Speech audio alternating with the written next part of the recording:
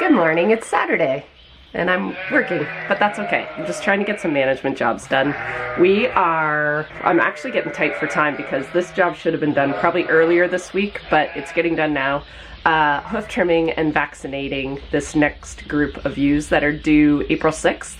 I like to do them 6 weeks before they're due to lamb, but this group is a bigger spread for lambing, so they're going to be lambing over about a month. So even 6 weeks, even if I'm like 4 to 6 weeks prior to when they start lambing, I'm probably going to catch most of them at the right time. The sun's coming up. Okay, so what we're going to do is take about 30 to 40 ewes. This group is about 107, 108, I think. So what I don't want to do all of them in one day. It's not good for us, not good for our back, not good for our hands, not good for behavior of the ewes. So we'll do it into thirds. So today we'll probably do 30 to 40. Tomorrow I'll do another 30 by myself, and then Tuesday or Wednesday I'll do the remaining. So that's what we're gonna do. So we're just gonna take it out of that pen that were sheared. Part of the reason I sheared them too is because that trim chute, they sometimes think with when they're fully wooled that they're too big to go in it, and then you're pushing every ewe, and it's backbreaking. So that's why I sheared them a couple weeks ago. So we'll grab them now and move them into the typical. I'm actually not putting them in the pen this time. I made a little path over to the handling system, so I'm hoping that will work okay. I've done it before and it worked pretty good. So just saves moving all these ewes around again.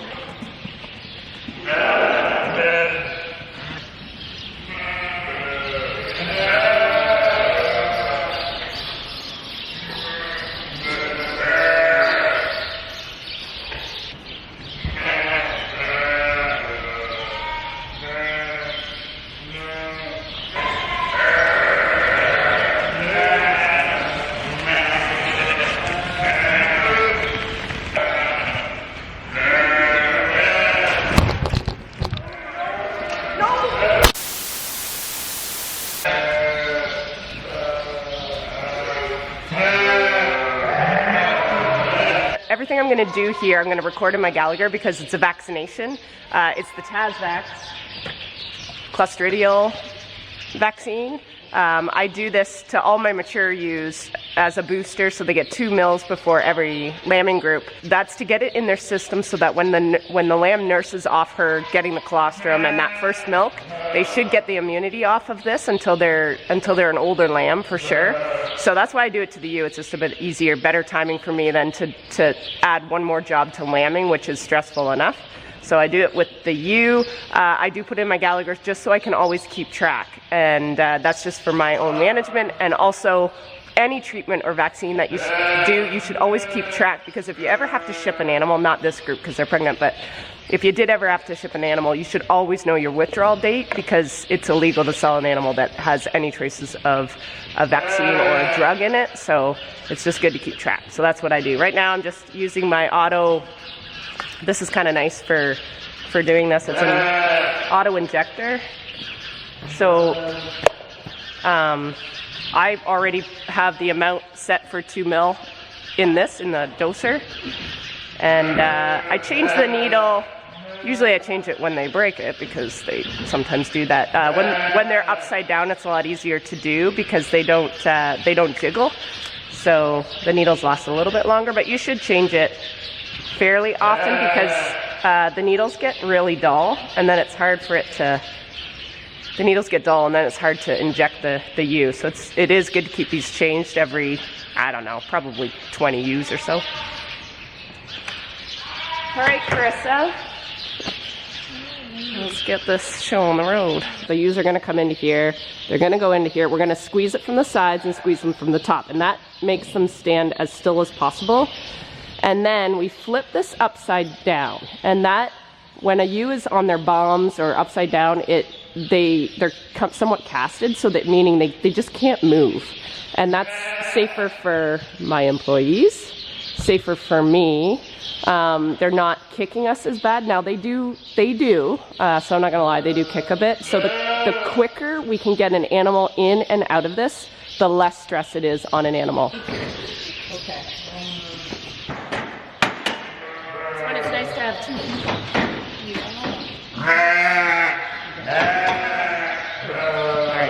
Okay, so that wasn't the greatest example. She is a chubby ewe, so if she had wolf, she would not have gone in there. I'm gonna have to get rid of Kinsey today, I think. So yeah, so we're gonna squeeze this, the sides, the top, flip them upside down. Sit. She's a big ewe. Okay, you, come on. You're out, come on. She's getting evicted.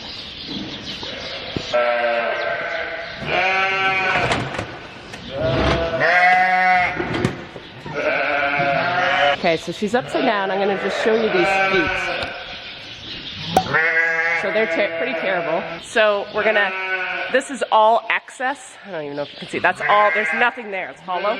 So we're going to take that part off. And then I'm going to take the sides off because it's totally curled around like a Tootsie Roll. Oh, this is actually already off.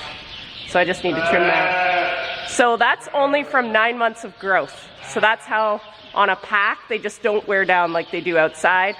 But on the other hand, with a nice dry pack, they don't get foot rot very much, ever, actually. Knock on wood. So these are the trimmers we're using. They're Felco. I think they're big in the pruning business, but I guess we're kind of pruning.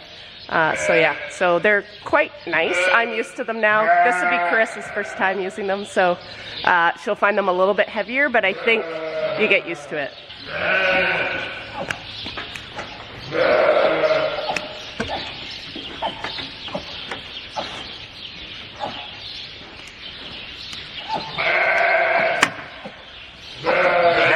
I could have got her tighter because she's got too much movement on those legs. You want the legs to be pretty free and not so she can push you, because then she can like hurt your hand, kick the cutters. So it's very important to get them as tight as possible.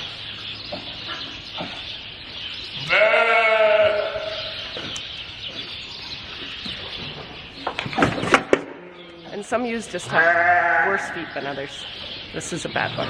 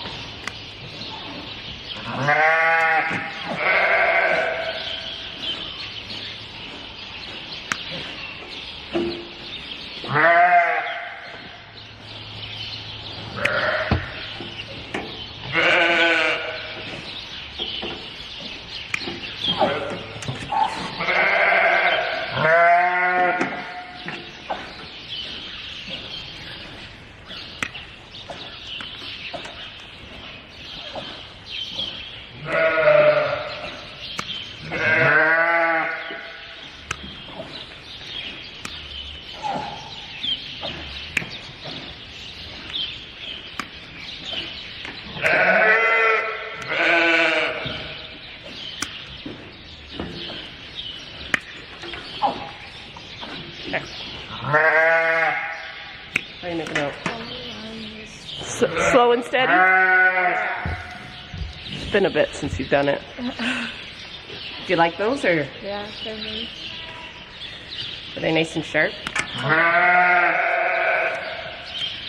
These are like pie plates. They're so bad.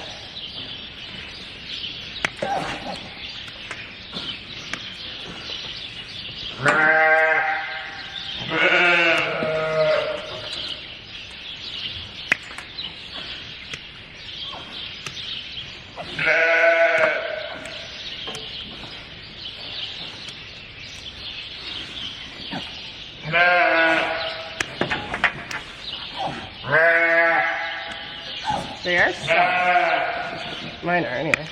Yeah,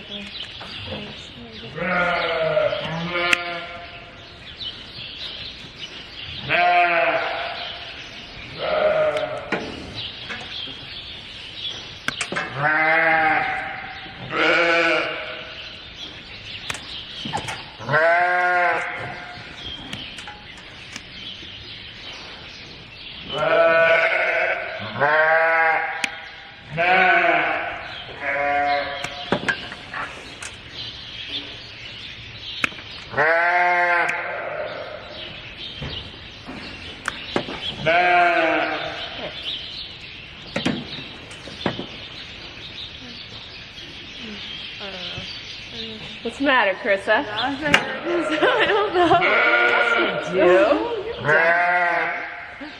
do. You're fine.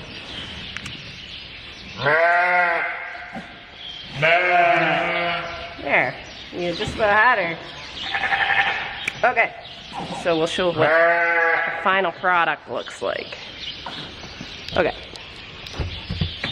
Your hands cold? Is that? Oh no. Okay, good. It's just too early for this. We don't usually do this early. Okay, so here is the final product. So we took off just the tip, like, so it would be the same as the tips of our fingernails. You don't want to go past the white, past the cuticle. You don't want that, or they will bleed. You don't want that. They will be okay. It clots really fast, but it would hurt, like, if you get too far on a fingernail. And then, so this was all, it fills up with manure because the sides curl around. So we trim the sides, trim the toes, and that's basically it to make it kind of flush. So that's it. And she's fine, but she wants to get flipped back upside down, so we will do that.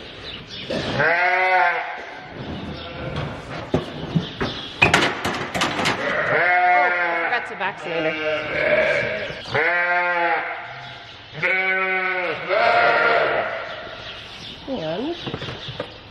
Dan.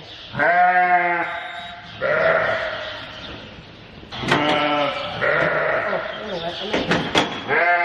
might paint their back end so I know they're done.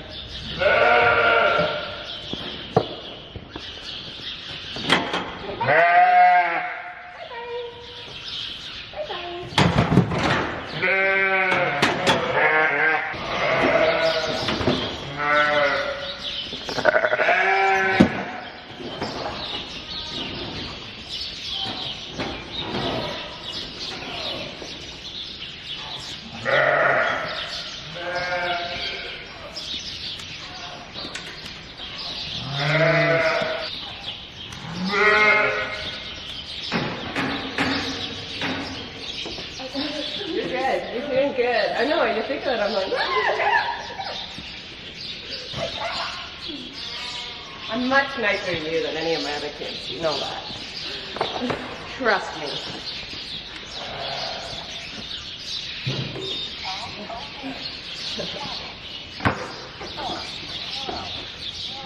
There's a reason you're here, not Jess.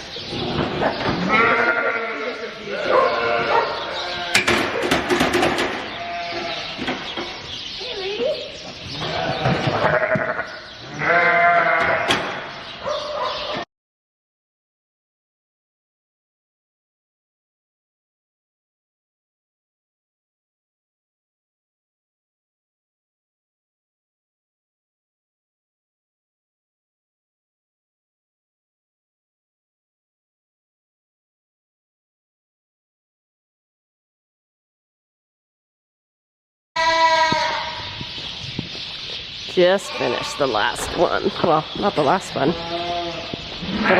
last one I'm doing this today.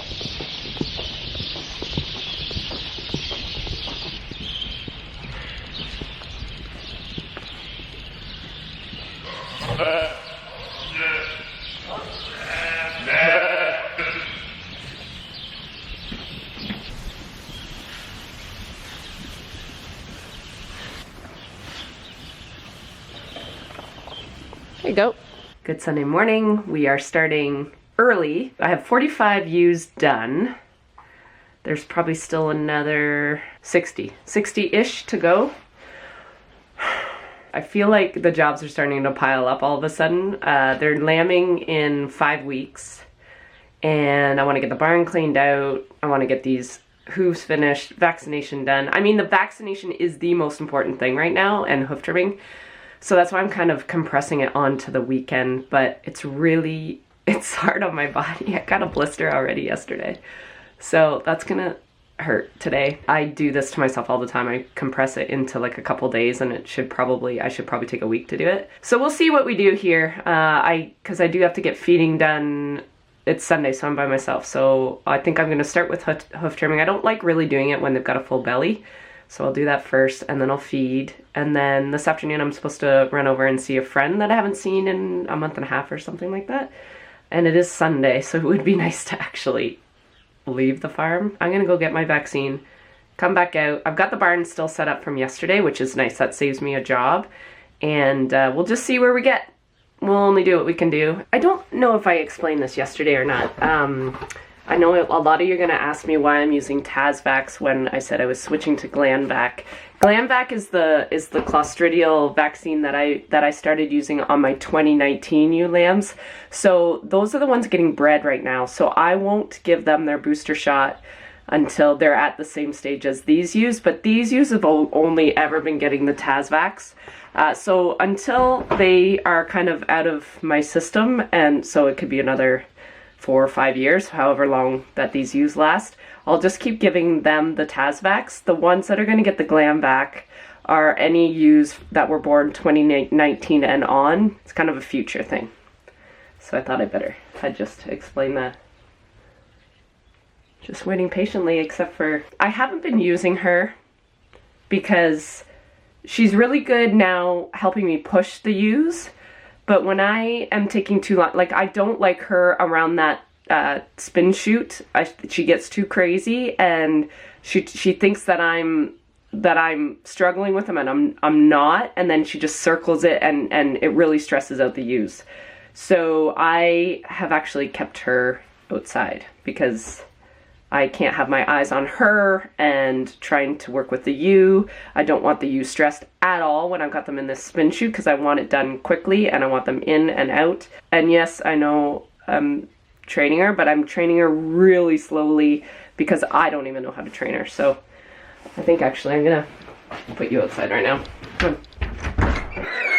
Hi. Lisa's gonna be like 9 degrees outside so she can frolic outside.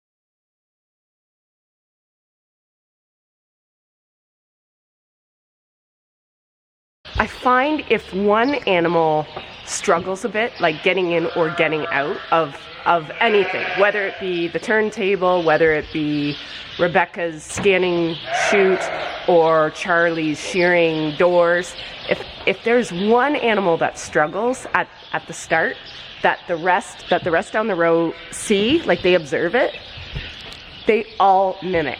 So they all think that they will fall or that they will like flail around. Like it is so weird. And even at the far door there, at the far gate that they have to go through, if that first one, say she just trips just because she's pushing to get in, and she kind of just trips, every single one that follow her think it's like a trip cord. They all trip.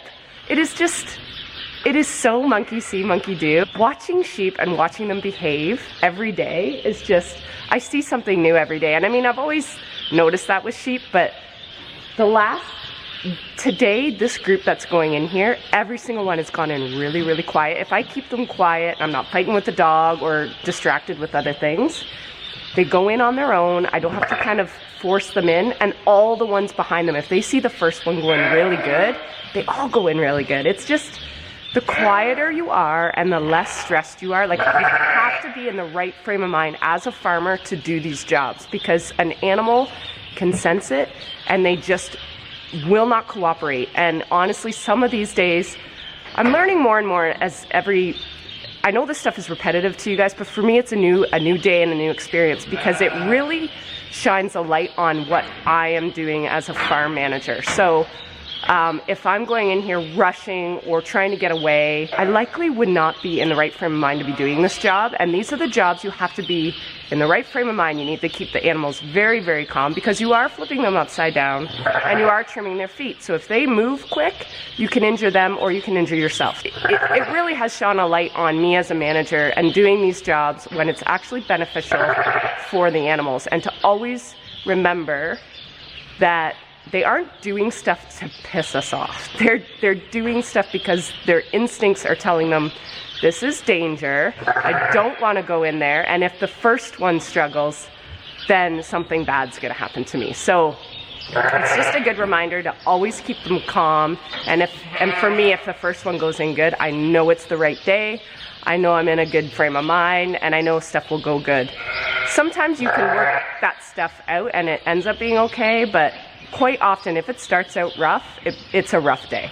So I just thought I would come and share that with you guys, because this is why I share this, because I'm learning every single day too. And if I'm not sharing that with you guys, then you're just watching me work, and you have no context or you're like, big deal, who cares how sheep hooves are trimmed? I learn more about behavior doing these jobs more than just how to do the job. So I'm sharing. Well, it was a dirty job, but somebody has to do it. I got another blister. Actually, my hands aren't. Oh, there we are. I'm so classy. I think I've only got about 35 left to hoof trim, so I can easily do that in a couple hours. Probably Tuesday or Wednesday. I got some other things kind of pending this week, so I'm just going to fit it in when I can, but the pressure is off. It's not like it's a 2-day job now. I've got it down to a 1-day job, so that makes me happy.